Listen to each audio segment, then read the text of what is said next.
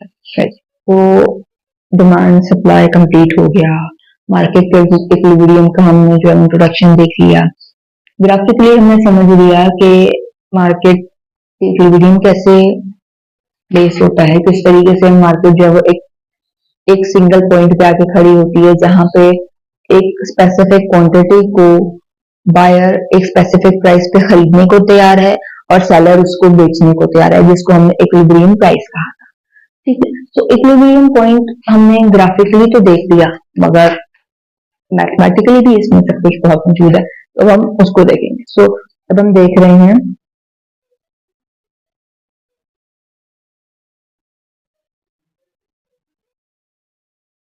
Mathematical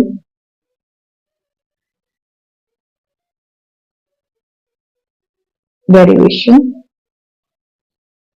of determining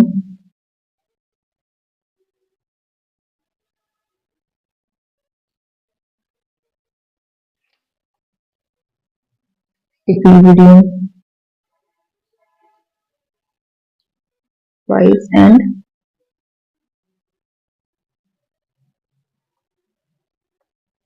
ठीक है, तो ये कैसे होगा, इसके लिए पहले तो हमें चाहिए है दो अलग इक्वेशन।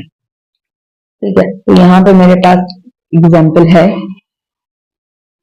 इक्वेशंस की, वो मैं यहाँ पे लिख रही हूँ, क्यू डी क्यू एस। अब इस क्यू डी और क्यू एस से आपको ये तो समझ में आ जाएगा कि डिमांड की इक्वेशन कौन सी है और सप्लाई की इक्वेशन कौन सी है। Plus 3p। तो अब इसको सॉल्व कैसे करेंगे, बात तो ये आके फंस जाएगी, इसका सोल्यूशन कैसे निकलेगा, इसको आकर हम सॉल्व की तरफ कैसे लेके जाएंगे। सो सिंपलेस्ट पॉइंट जो मैंने आप लोगों को मार्केट के वीडियो में समझाया भी था कि एट इक्विलिब्रियम की कंडीशन क्या थी, where demand and supply are equal. Simple, तो क्या करेंगे यहाँ पे, एट इक्विलिब्रियम क्या होता है, demand is equal to supply. ठीक है, यानी कि ये क्यू बी और क्यू एस इक्वल हो जाएगा और हम इन दोनों इक्वेशंस को रख के प्राइस को मालूम कर लेंगे। तो डिमांड वाली साइड पे मैं यहाँ पे रख रही हूँ -2p, यहाँ पे जाएगा 20 प्लस 3p। ठीक होगा, अब हम इसको सॉल्व कर लेते हैं, सिंपल। 100 मैं इसको यहाँ लेके जा रही हूँ और इसको यहाँ मूव कर रहे हैं इस तरीके, -20। अब इसको सिंप्लीफाई कर लेंगे, सिंपल 80 यहाँ हो गया, ये 5p हो गया। अब ये सिंप्लीफिकेशन आप लोगों को इतनी तो आती ही होगी, इसको मुझे फिक्र करने की खास जरूरत करनी चाहिए वैसे। तो ये आपके पास आ जाएगा 16। तो ये तो इक्विलिब्रियम प्राइस आपके पास क्या आई है,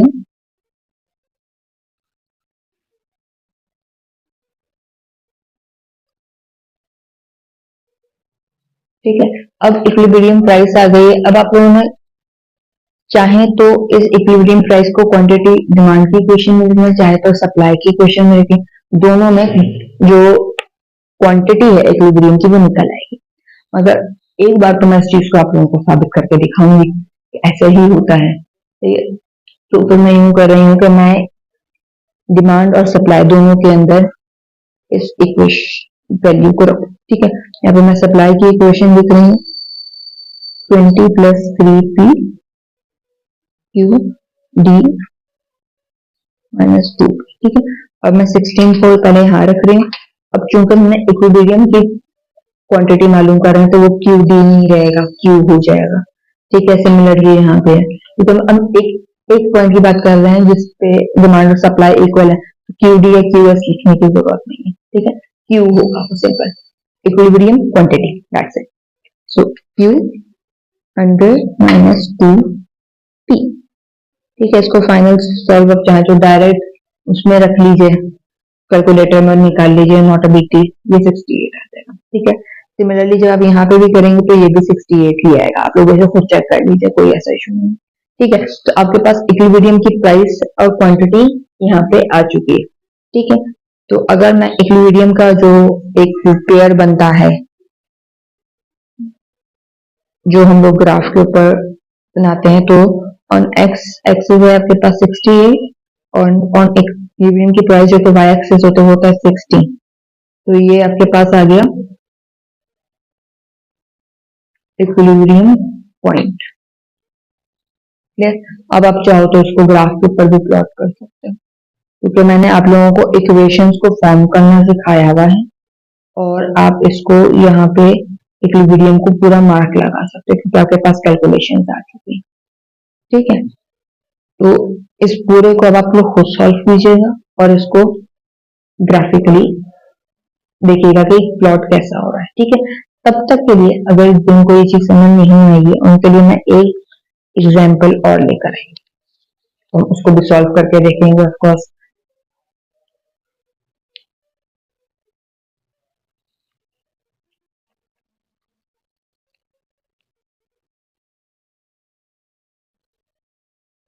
ठीक है, सो क्यू क्यू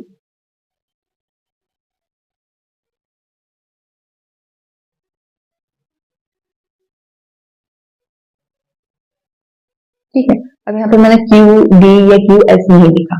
ठीक है, तो अब ये कैसे आइडेंटिफाई होगा कौन सा सप्लाई है और कौन सा डिमांड है। ठीक है, तो ये जो स्लोप के निशान है ना, इनसे इस चीज को आप लोग आइडेंटिफाई करेंगे कि कौन सी सप्लाई की इक्वेशन है, कौन सी डिमांड की इक्वेशन है। मैं इसको डायरेक्ट सॉल्व करूंगी। सो मैंने ये बताया था कि एट इक्विलिब्रियम, इक्विलिब्रियम की जो कंडीशन है, ठीक है, एट इक्विलिब्रियम लिख लेंगे, इक्विलिब्रियम कंडीशन लिखना है जैसे आप लोगों को सही लगे। So demand is equal to supply. ठीक है, मैं अब यहाँ पे इनकी जगहों पे इक्वेशंस को रख के और इनको मैं सॉल्व कर रही हूँ फॉर पी फर्स्ट। ठीक है, सो डिमांड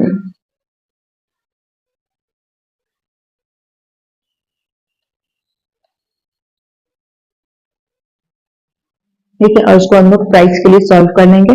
क्योंकि इक्विलिब्रियम की कंडीशन पूरी हो गई तो वो प्राइस जो निकलेगी वो इक्विलिब्रियम की प्राइस होगी। ठीक है, तो यहाँ पे मैं इसको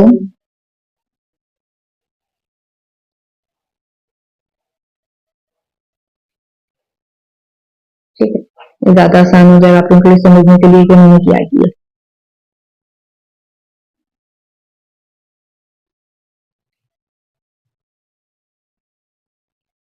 ठीक है, ये आपके पास आ गई इक्विलिब्रियम की प्राइस। ठीक है, अब आप लोग चाहो डिमांड में रखो, चाहो आप लोग सप्लाई में रख लो, दोनों सूरत हाल में जवाब सेम आएगा। ठीक है, और मैं फिर वही कर रही हूँ कि मुझे इसको दोनों में ही रखना पड़ेगा ताकि आप लोगों को इस चीज को यकीन आ जाए कि ये सच में जवाब सेम आता है।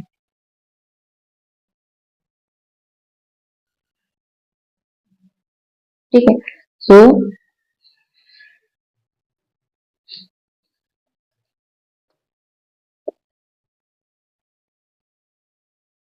क्यू